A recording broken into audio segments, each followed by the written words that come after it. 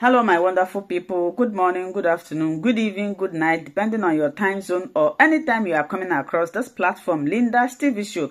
If it is your first time and you like what we are doing here, after watching this video, kindly subscribe, put on your notification bell to all notifications. In that way, you will be able to know when we upload a new video. I want to appreciate YouTube for creating this wonderful platform which we are using to disseminate information to the members of the public. At the same time, I want to put a disclaimer that here in Linda's TV show, I do not promote violence, I do not promote hate speech, I do not promote misleading information. Myself, I don't like it. We react to all forms of videos. So, I also want to remind YouTube that a call for self-determination is never a call for war. I just told you about United Nations. Even the Nigerian court, appeal court, in the same year of 2022, rendered their own decision on the matter, discharging Nnamdi Kanu of all charges, and ordering his immediate release, and even went further to say there is no court in this country that should try this young man on this particular issue. Why? Because he was kidnapped. You can't go around the whole world kidnapping your dissidents and dragging them back to your country and put them in prison. So today, Nnamdi Kanu remains in prison without trial. It's called persecution before trial. Where was he captured? Kenya. Kenya.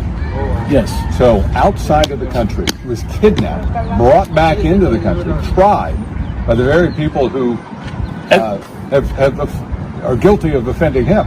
Exactly. So the appeal court understood exactly what you said. Yeah. That's why they say no court can try him. Because they knew you cannot commit an offense against an individual and turn around to sit in judgment seat to judge the same person.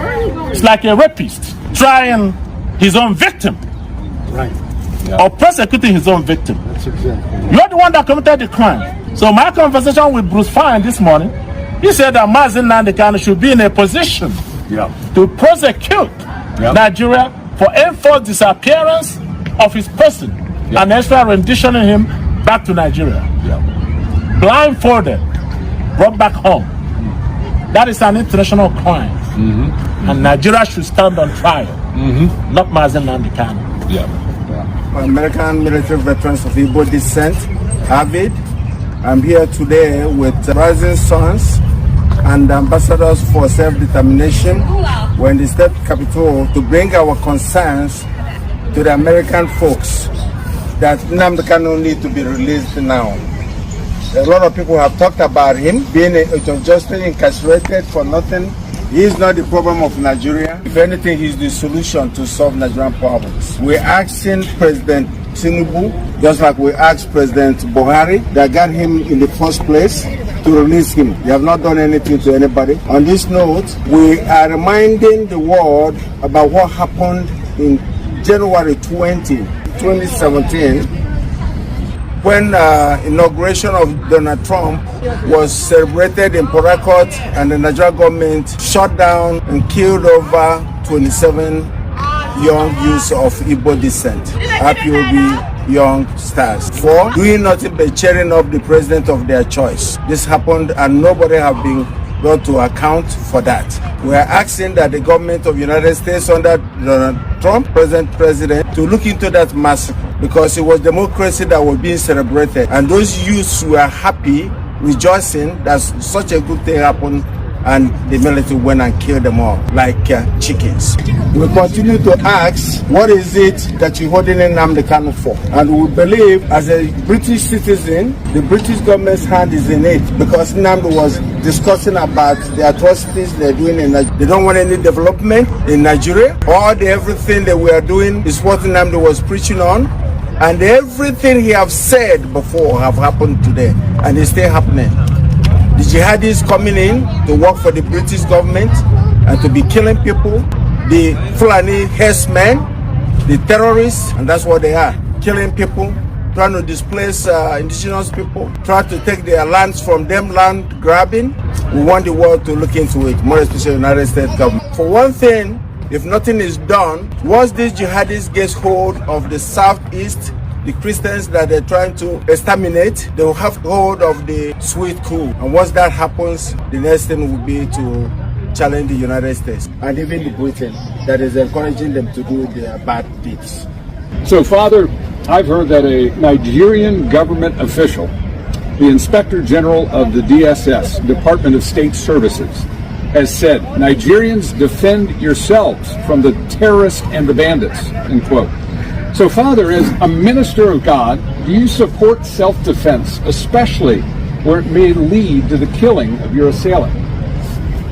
Thank you very much, sir, for the question. And if you don't mind, let me begin by thanking you and your colleagues who have been working with us tirelessly to bring to the awareness of the world the level of injustice that is going on in Nigeria. It's getting too much. And at some point, somebody somewhere has to stand up and say, enough is enough. Now, coming to your question, yes, the Director General of DSS, who in American context, we might equate to the Director of Homeland Security, is a special government official in Nigeria who is privy to top secret intelligence actually. For him to step forward and publicly told Nigerians, arm and defend yourselves, tells me a couple of things. One, Nigeria is either becoming a failed state or is already a failed state. Why? Because he said that they don't have enough government manpower to defend you. The military, the police, the DSS, that they don't have enough power to defend their citizens. What is the primary responsibility of any government, democratic government? To defend the lives and property of the people. So, for the director of DSS to say, we don't have what it takes to protect you Nigerians, to say, we don't have what it takes to protect you Nigerians, it means that they are incapacitated. Self-defense is a natural phenomenon. If I were to pinch you now, you will blink unconsciously in defense of yourself. So self-defense is a natural phenomenon. But in the context of the DSS, honestly, I wasn't expecting that we shall come to that level at which the common people are required to arm themselves and defend themselves. But guess what? It has happened. In other words, what it means is you're on your own. If anything happens to you, you have yourself to blame. Now, because self-defense is a natural phenomenon, I have never read about any law, moral law, Christian law, civil law, natural law that is against self-defense. None whatsoever. But you know what? Where you have a good government, you take it for granted that you are protected. And so it's not even a question of whether I support it or not, or whether it is legal or not. And then for the government to say, defend yourself. Now, we are taking self-defense to a higher level.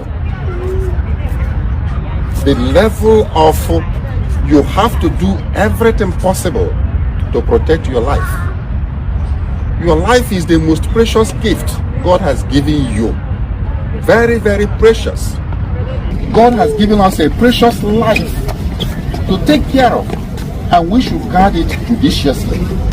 But what is happening in Nigeria is that a group of bandits, terrorists, have taken it upon themselves to be massacring people at will. They carry arms all over the place, unchecked, unhindered. And they are decimating ethnic groups. In the name of herders, farmers, clash, rubbish. If there is more to it, there is a hidden agenda.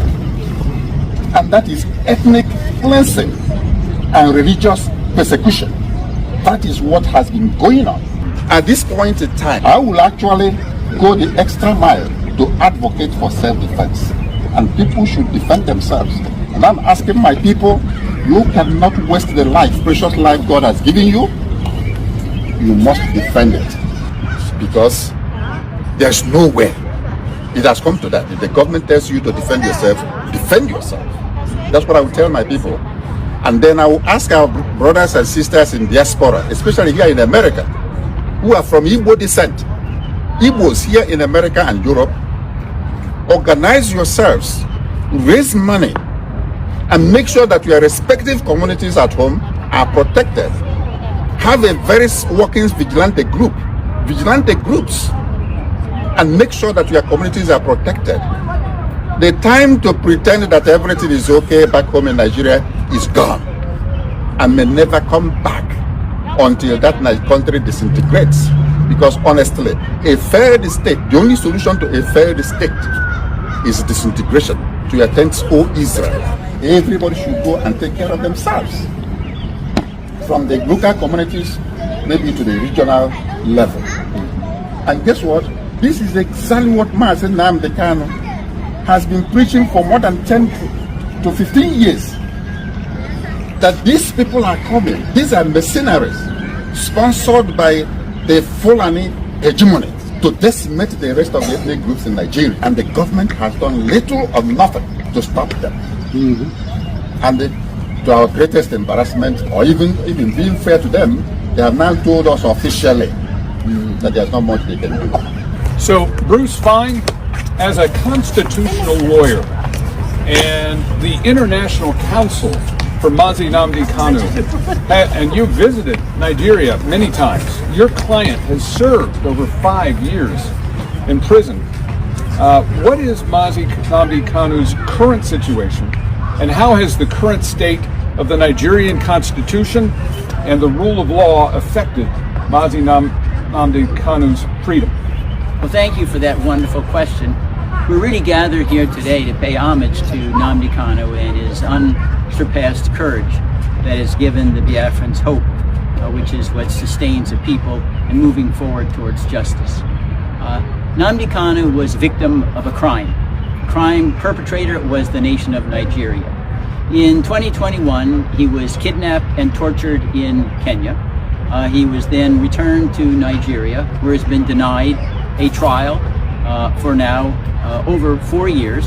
I helped precipitate a ruling from the working group on arbitrary detention in Geneva, holding very unambiguously and calling for the immediate and unconditional Nnamdi Kanu, because the government of Nigeria had violated 16 human rights covenants that were binding on all nations, whether they accepted them or not.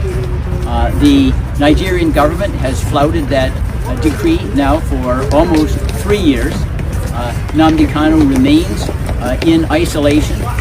Again, he's never ever been given an opportunity for a trial. There are repeated adjournments because there is no evidence. I've examined the indictments. They're really quite hollow. They don't have any specificity of what Nnamdi Kanu did that caused any kind of violence or harm. And at present, there still is no scheduled trial date. It's a continuing criminal violation by the Nigerian government. The great irony is that the real case should be Nnamdi Kanu versus the government of Nigeria, which should be in the defendant's chair. One of the things that's very astonishing is that for hundreds of years of Anglo-American jurisprudence, there's a motto: crime should not pay. The Nigerian government is trying to make their crime against Nnamdi Kanu pay, which is intolerable. Bruce, what can be done to the government of Nigeria to help free Mazi Kanu? Well, there are several precedents. One, during apartheid, South Africa was suspended from the United Nations General Assembly until Nelson Mandela was released. And there's nothing that prevents petitions now to the United Nations General Assembly insisting that Nigeria be suspended until they release Nnamdi Kanu. That's one possibility. Another would be if you had the president issue an executive order says there are going to be no Nigerian visas to visit the U.S. until Nnamdi Kanu is released. That would impress upon all Nigerians the penalty they're paying because the government is being so lawless and tyrannical. There are other options, like having an international arms embargo on Nigeria until Nnamdi Kanu is released, having very, very high tariffs on anything sold by Nigeria until Nnamdi Kanu is released. These are financial pressures. They've been utilized in other countries in the past. It's a matter of political will, not law. Chief Ugonna, how do the attacks on the Christian community and the continued injustice faced by Mazi Nnamdi Kanu serve as a serious warning sign for all Nigerians about the state of justice and freedom in the country? You know, that's an excellent question, and thank you for posing that. I want to tell you a short story. I've been going to the region for 20 years. And the first 10 years that I was there, it was quite peaceful, at least in the southeast. Some of this was brewing already in the north, but in the southeast and the spaces where I was at with the Igbo, quite frankly, was fairly peaceful. And then, right around the time actually when they put Mazi Nnamdi Kanu under chains, things blew up. And more than that, I think when people in the villages and the boroughs of Southeast Nigeria look at this, they see, wow, if they can do that to somebody like Mazi Nnamdi Kanu, who is quite an individual, what could they do to me? What can they do to the individual citizens? It's just gone wrong. I'm telling you, and I've told the State Department here before, not from this current administration, but the previous one, that if we don't do something about this, that place is going to implode, and we're going to end up with a pile of people coming over who will immigrate just to get out of the place. That's what's going to happen. I think the other thing that lines up where the people, the situations that they're living in, many of them are Christians. We've said before, 90% plus are Christian. Those who are Christian are experiencing the same kind of attack. There's a group in Southeast Nigeria called Inner Society. And they're a data crunching kind of group. And they've also got a very nice legal angle where they triangulate on everything to make sure that what they print is real. And they printed a statistic where they said just recently that for a period of 9 years, there were more than 30,000, mostly Christians, either killed or extremely violated. And even since they printed that, another 9,000 have been added to the list. So you're talking about 40,000 people. When we had our 9/11 here in the U.S., it wasn't anywhere near 40,000. And look at the reaction we had. 40,000 people being killed or violated should draw an unbelievable personal explosion. I think one of the things that people need to do, citizens, whoever is a citizen in Nigeria listening to this broadcast, need to really think this way. I used to work for a guy who said, you know what, now that we've had all this discussion, that's all wonderful, but tomorrow morning when you wake up, what are you going to do? What are you going to do? And the point is, you need to be able to answer that question. And for me, it comes down to three things. The first is you need to understand what's going on. What's going on in your village? Who are those strangers out in the bush? Who are they? What are they doing? You need to understand what's happening to you. You can't wait for somebody to tell you. Nobody's going to tell you. When DSS has already said, you know what? You better take care of yourself. Actually, I don't know if they really want to give us any good advice, but that's good advice. We need to take care of us. You need to get up and understand what's going on. The second thing you need to do is you need to have a plan. You need to start to think about, what am I going to do tomorrow morning? What's the plan? I need a plan. And the third thing you need to do is take it personal. Now, you might say, what's this white chief? How many white chiefs do you see with a red hat? Not too many. What's he doing? I want to tell you what I'm doing, okay? What's important to me? You know, when it comes to understanding what's going on, we are all about, I spent 20 years understanding what's going on. And some people even pin the label on me, not Big A, but Big I for Igbo. They said, boy, he knows a lot about the Igbo, that guy. Because I've spent 365 days on ground. And in so doing, I learned what's really critical to the Igbo, to the ethnicity, to the ancestral Igbo. What's important to that person? Why are they the way they are? So I did that. I started to understand by working with the people around, standing here and many others. I've learned all the ins and outs of what's driving, what's the history. What did the British do? How did they fumble the ball so badly when they set this place up? How did that happen? And so I've learned about that. So I know what's going on. The second thing is I've got a plan. One thing I learned from my dad, and God rest his soul, my dad was a Marine Corps staff sergeant. And so you can imagine, as a young boy, I was on the run. My dad, he said, son, you're either going to be part of the problem or you're going to be part of the solution. And you know what? I've chosen, I think wisely, to be part of the solution. Part of the solution is critical. And you know what? You as citizens need to be part of the solution. And you need to come up with it yourself. You know what? Just like DSS, they're not going to tell us what to do. Nobody's going to tell you what to do. You need to figure it out for yourself and then do it. And then the third thing is take it personal. Now, what have I been doing? You can tell just by the way I am. I take things personal. And when I come to this place behind me, and I spend a lot of time at the State Department as well, and as a group with Avid. Avid's a great organization.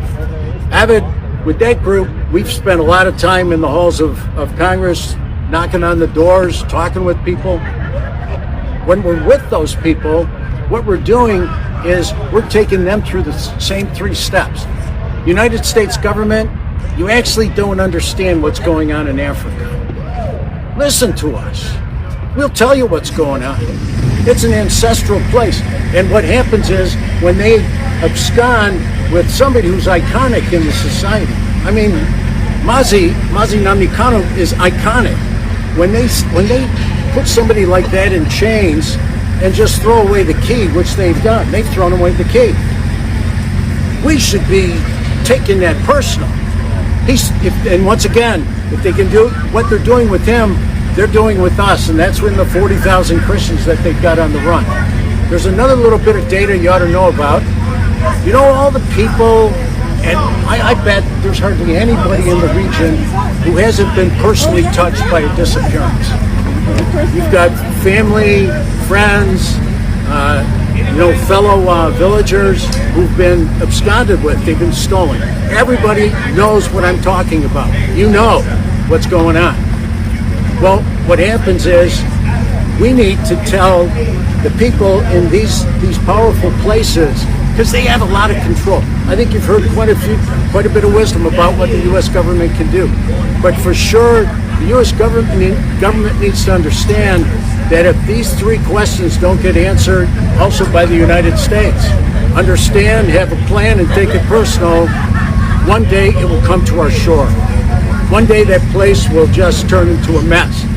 And we need to make sure that it doesn't come to our shore. Evans, a lot has been said about what is wrong in Nigeria, especially the illegal detention of Mazi Nnamdi Kanu. What are your thoughts? Well, I can tell you that we've heard an earful about the evil and atrocities going on in Nigeria. But one thing about evil is that it's really perpetrated by a few, because there are all good people everywhere. There's good people in the north, there's good people in the south, but few bad apples that happens to galvanize the masses to commit evil against their own citizens. I'm telling you that evil may live for a while or may even live for a long time, but evil will never live forever, because every evil has an expiration date. It always does. So I'm telling you that the time of massacre of Christians in the north and south has expired. Right? Expired. Right. Expired. The genocide against the Igbos has also expired. And the incarceration of Nnamdi Kanu, the Mandela of our era, the Mandela of Nigeria, his incarceration has now expired. You've heard me describe Nigeria as a dark nation. And the only thing that can overtake darkness is light. So I'm asking the Congress of the United States to be the light and enact the laws that will stop what's going on in Nigeria. Beginning with designating the nation as a country of particular concern. I'm also asking those in diaspora, like myself, to wake up and do something to help your citizens back home. We can always do something individually, but we can do much more collectively. This is a cause that I'm willing to die for. And I will continue to fight until my last breath. Tell me about the Nigerian government. Have they adequately protected human rights and enforced their laws regarding the protection of lives and property of her Igbo and Christian citizens? The question of human rights in Nigeria ought to go directly to a few people that I will mention. They will talk about that. I'm talking about the person of a young lady called Leah Sharif, that was kidnapped by Boko Haram when she was 15 years old. 15 years old, she was kidnapped. Until this day, she remains in the custody of the terrorists. She cried out to her government, and they did nothing. No rescue, no help. And I want to surprise you. This young woman today is 25 years old. 25 years old, having children for terrorists, while the federal government of Nigeria ignores her cry for help and assistance.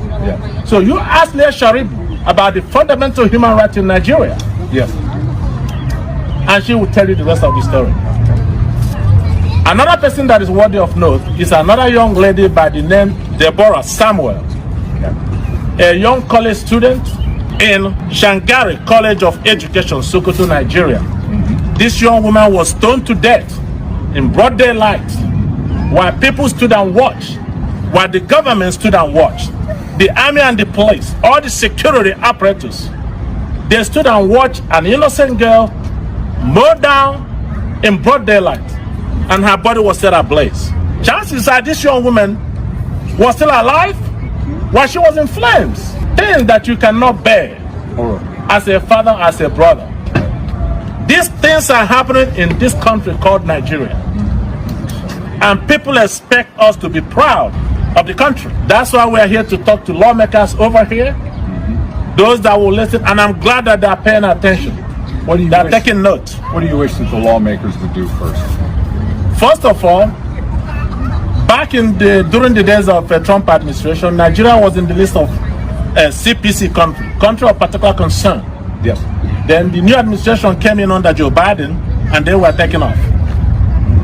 Now, both houses of Congress, the House of Senate, the House of Rep, they're coming together to put Nigeria back as a CPC country that needs to be watched. Country that violates fundamental human rights. Country that may be sanctioned until they change their ways. So, for the folks who are hearing this for the first time, what would you hope that they could do? What I hope that they can do is to take the message to their respective constituents, to talk to their lawmakers, their reps, their senators, their House of Representatives. Tell them what's going on. Tell them what's happening to other people on the other side. So maybe at least they can learn some voice when they're in session here at Congress. That's why we come here. Yes. This country holds the record for beacon of democracy in the world. That's why we're here. That's why we're here. That's why we're here. Yeah. It's simple. Yeah. One more thing, and the legendary of human rights violation, okay, ought to be referred to a man in the person of Nnamdi Kanu. Nnamdi Kanu's continuous incarceration is the primary reason why we're here. We are here to call for his immediate and unconditional release, as already decided by United Nations back in 2022. For people that do not know Nnamdi Kanu, today he's being referred to as a secessionist. He wants to divide Nigeria. But I want to let you know one thing, how this young man started this whole thing. He did not start this whole thing by calling for Biafra or calling to be separated from the nation.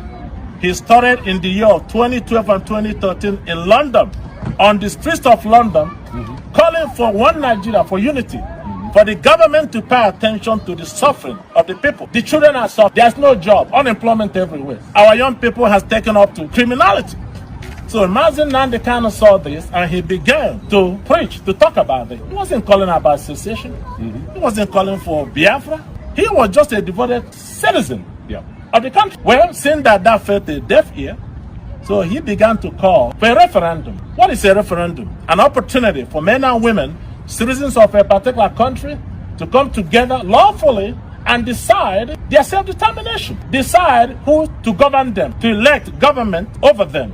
It's called government by the consent of the governed. There's nothing wrong with that. And for that, this young man was arrested in 2015 and put in prison. And 2 years down the road, he was granted bail and was allowed to go home. While he was enjoying his bail, preparing to come to court, consistent with the bail conditions, he was invaded by the same government that granted him bail. A combined forces of the military, the Air Force, Navy, all of them invaded his home on a planned assassination attempt. They called it the legendary Python dance. Python should be dancing in the forest, not in a village where there were women, children, and elderly. That's where the Nigerian military came to operate their Python dance. But at the end of the day, when the Python has finished dancing, scores of human beings were left dead, properties were destroyed. Where is the justice? Where is the government? Where is the right of the people to be protected? And miraculously, Nnamdi Kanu escaped that very assassination attempt. And in 2021, June of 2021, they tracked him down and kidnapped him while he was on official duty in Kenya. As far as we are concerned, there is no democracy in Nigeria. One key piece I want to mention with people and citizens is that it's the subject of fear. See, when you don't make a plan, when you don't understand what's going on, and you don't take it personal, all of that gets replaced by fear. See, what happens when fear takes over, all the bad operators around you become temporarily successful. And that's evidenced largely by the growth of IDP camps in the country. You know, the internally displaced person camps are now over 1 million. In fact, there's an organization,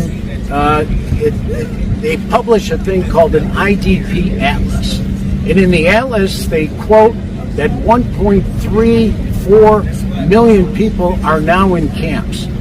And on top of that, there's another statistic that they keep where they call displaced person movement. And those are people who are about to be in IDP camps. They've been chased out of their environments, out of their homes, and there are about 3.3 million of those. So when you add all this together, it's 4 or 5 million people who either are or are about to be in an internally displaced person camp. They're like prison camps. There are pictures all over the internet. Look in the internet. Look up IDP. Viewers, for watching this video together with me from the beginning to the end. Like I said before, if you like what you see here, if you like what I do in this platform, As you have finished watching this video, please hit that red button that says subscribe and put on your notification bell to all notification. In that way, you'll be able to know when I upload a new video. Share my videos, leave your comments in the comment section constructively. Until I meet your way again in my next video, I still remain your Linda's TV show. Bye-bye.